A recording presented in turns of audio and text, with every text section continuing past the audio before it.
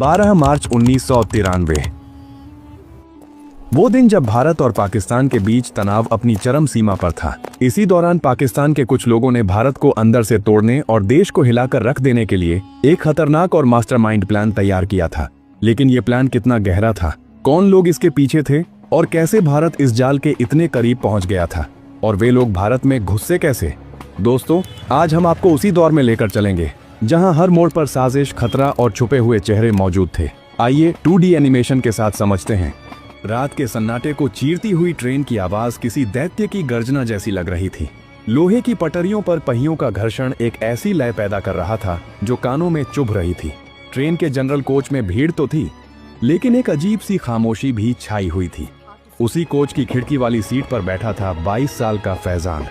फैजान का रंग गेहुआ था, आंखें गहरी और धंसी हुई, जैसे कई रातों से सोया न हो। उसने अपने गोद में एक काले रंग का भारी बैग दबा रखा था। उसके हाथ उस बैग की चेन को इतनी जोर से पकड़े हुए थे कि उसकी उंगलियों के पोर सफेद पड़ गए थे।